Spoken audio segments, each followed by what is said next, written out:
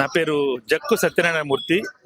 నేను పెద్దపల్లి జిల్లాలో సుమారుగా 41 సంవత్సరాలు ఉపాధ్యాయునిగా సేవలను అందించి 2025 ఫిబ్రవరిలో రిటైర్ అయ్యాను. నేను రిటైర్ అయ్యి ఇప్పటికీ 1 సంవత్సర కాలం అవుతుంది.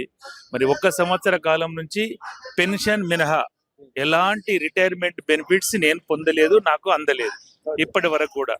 మరి 41 సంవత్సరాల కాలంలో 1984 నుండి నేను ఇప్పటి వరకు దాచుకున్నటువంటి ఏదైతే జనరల్ ప్రావిడెంట్ ఫండ్ జీపీఎఫ్ ఉందో ఆ డబ్బుల్ని కూడా, అంటే మేము అప్పుడున్నటువంటి పరిస్థితిలో భవిష్యత్తులో మాకు పనికొస్తాయి అనేటువంటి ఒక ఆలోచనతోని కోరికలను చంపుకొని మా యొక్క కడుపును కట్టుకొని మేము మా డబ్బుల నుండి కొంత భాగాన్ని ప్రావిడెంట్ ఫండ్ లో జీపీఎఫ్ లో దాచుకున్నటువంటి డబ్బు కూడా ఈ రోజు మాకు భవిష్యత్ అవసరాలకు పనికొస్తుంది అనుకున్న డబ్బు ఈ రోజు వరకు కూడా మా డబ్బు కూడా మా చేతికి రాలేదు.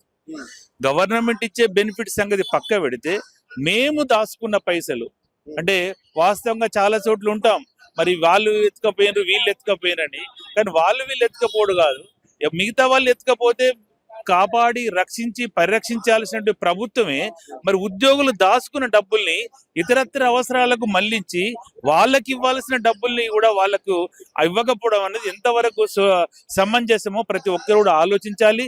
ప్రభుత్వం కూడా ఆలోచించాలి. కొన్ని సంవత్సరాల కాలం కష్టపడి మరి అవసరాల కోసం, భావి అవసరాల కోసం పనికొస్తే దాచుకున్న డబ్బులను కూడా ఇప్పటి వరకు ఒక్క పైసా కూడా మా చేతికి రాకపోవడం వల్ల మేము మా అవసరాల కోసం రిటైర్మెంట్ తర్వాత ఇల్లు కొనుక్కోవడం, పిల్లల పెళ్లి చేసుకోవడం కోసం అనుకున్నటువంటి డబ్బులు రాని కారణంగా, మరి ఉద్యోగంలో ఉన్నప్పుడు కిరాయి ఇంట్లో ఉండి రిటైర్ అయ్యాక కూడా కనీసం సొంత ఇంటి కళను నెరవేర్చుకోకపోతే ఆ వ్యక్తి ఎంత క్షోభను అనుభవిస్తాడో.